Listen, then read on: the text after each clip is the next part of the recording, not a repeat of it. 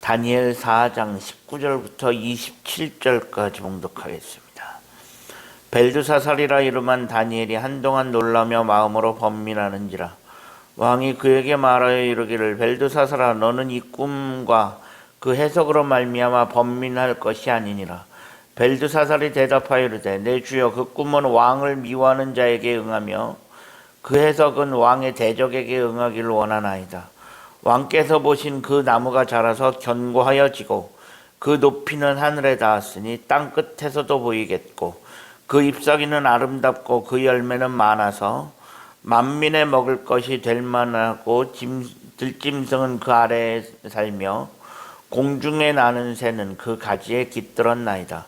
왕이여, 이 나무는 곧 왕이시라. 이는 왕이 자라서 견고하여 지고 창대하사 하늘에 닿으시며 권세는 땅끝까지 미치심이니이다. 왕이 보신즉 한 순찰자, 한 거룩한 자가 하늘에서 내려와서 이르기를, 그 나무를 베어 없애라.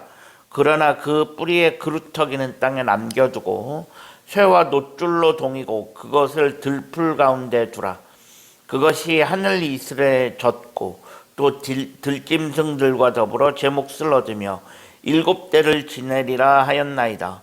왕이여, 그 해석은 이러하니이다. 곧 지극히 높으시니가 명령하신 것이 내 주 왕에게 미칠 것이라.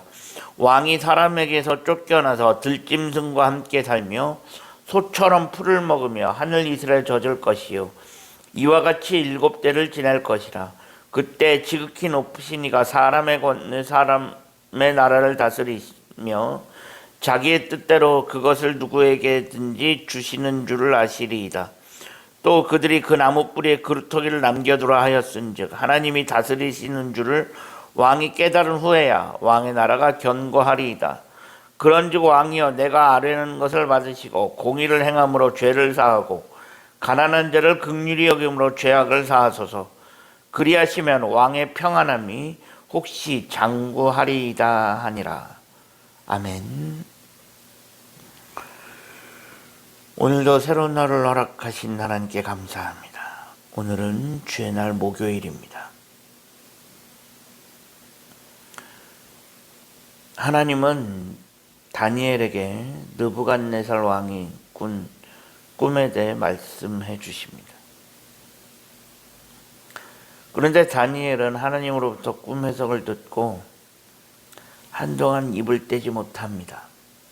그것은 그 꿈이 바로 왕에 대한 심판의 선언이었기 때문입니다. 왕에게 권세를 준 이가 하늘의 하나님이신데 왕이 지금 사람의 마음을 잃고 짐승의 마음으로 살았기에 이제 하나님께서 그를 모든 것을 다스리는 영광의 자리에서 내려와 짐승의 자리로 가게 하실 것이다 라는 내용입니다. 그러니 지금이라도 사람들을 긍휼히 여겼고 선을 행하여서 혹시나 이런 심판을 면하게 할 수 있을까 싶으니 그렇게 하라는 것입니다. 어쨌든 다니엘은 꿈 해석을 알았고 이제는 그 해석을 느부갓네살 왕에게 그대로 전해야 합니다. 하지만 다니엘도 고민이 되었을 것입니다.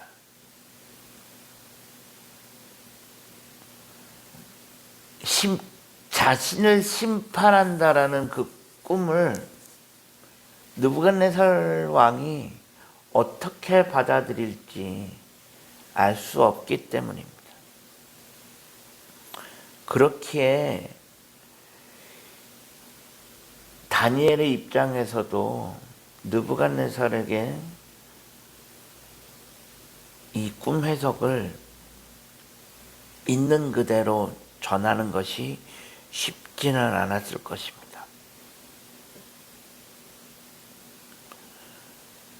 지금 느부갓네살 왕은 바벨론 제국의 왕이고 당시 최고의 권력을 가지고 있는 사람입니다.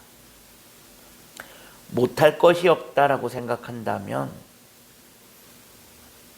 다니엘의 해석을 듣고 무슨 이런 꿈이 다 있나 생각하고 열받아서 다니엘을 죽이려 덤벼들 수도 있는 일입니다.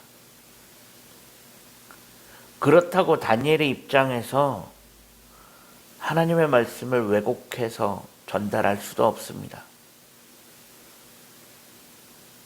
느부갓네살이 두려워서 아예 전달하지 않을 수도 없습니다. 어쨌든 다니엘은 그럴 만한 사람은 아닙니다. 걱정은 되지만 어쨌든 하나님의 말씀을 있는 그대로 전달해야 합니다. 그것이 다니엘의 사명이고 다니엘은 그 역할을 해야 하는 사람입니다. 다니엘이 아니면 어느 누구도 느부갓네살에게 이런 이야기를 해줄 수 있는 사람은 없습니다.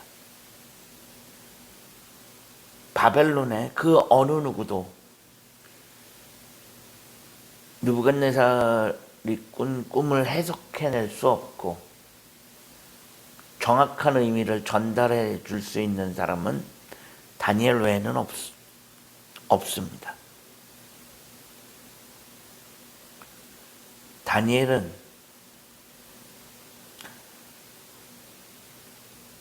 인간적으로는 걱정이 될 수는 있지만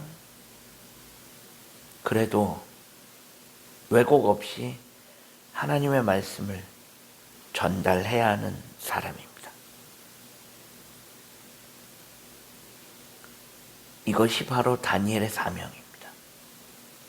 그리고 다니엘은 그 사명을 잘 감당해 내었습니다.